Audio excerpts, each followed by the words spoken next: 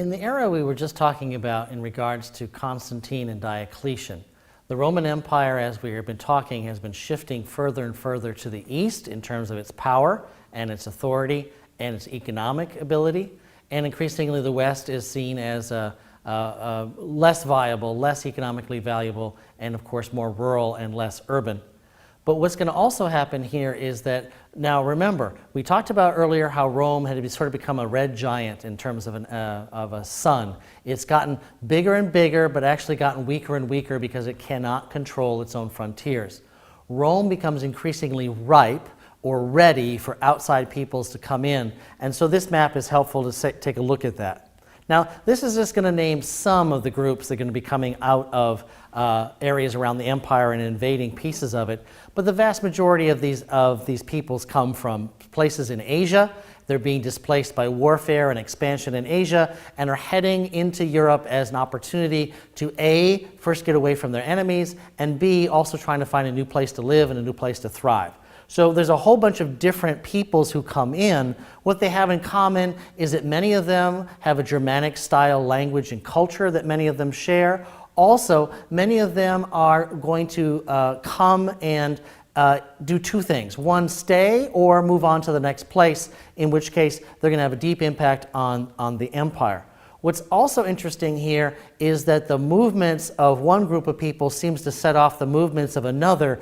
It's almost as if there's a series of dominoes here that had been set up in and around Europe, and people from Asia come in and set off this chain reaction where multiple peoples are moving in different directions. In each of these cases, they pose a military threat to the Roman Empire, but let's take a look at the map here for a second. You'll notice that in many of the cases, the people who are coming out of Asia are heading into Europe, and think of it this way. They are not going and going to be very successful at taking over the Eastern Roman Empire that is based on Constantinople right now. They are more likely to spread out to the west. And that goes back to a couple of the ideas we talked about before, which was that the Roman Empire, when it had split into east and west, roughly sort of in a line like this, had set up so that this side was Latin, this side was Greek. This side was relatively poor, this side was not. And this side, while it had low population, the other side, the Eastern Roman Empire, had a higher population. So as we take away all those ideas, we go back to and take a look at what happened to the empire. If you're an outside invader, are you going to go and take on the rough and ready, militarily prepared, and powerful Eastern Roman Empire? Or are you going to come in and take a look at the sort of easy pickings of Western Europe? Much more mobility, much more open space, a lot less economic activity, a lot lower government control and military control. And the map says it for us. Significant number of peoples come into Europe from the outside. Europe is a highway of peoples who are moving around, displacing some of the Roman settlers who are there, displacing some of the Celtic and other peoples who had already been there for generations before the Romans had showed up. But the Eastern Roman Empire stays relatively intact during this time period, while the western part is the one that will endure massive amounts of invaders. Goths, Ostrogoths, Visigoths, Huns, the list goes on. Many of these groups are going to be successful. Rome, for example, is surrounded and sacked by an outside enemy in the year 410. Again, later on in the century, the Roman Empire will, in many ways in the West, simply fall apart as these outside peoples come in, destroy Roman authority, and in the case of the Vandals, we still use this word in English. The Vandals come in, take and break whatever they want, steal whatever they want, and then they move on. And that's the origins of our word in English, vandalism.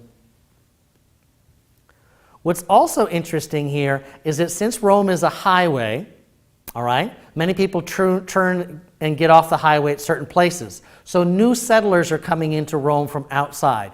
New cultures, new languages, new religious beliefs.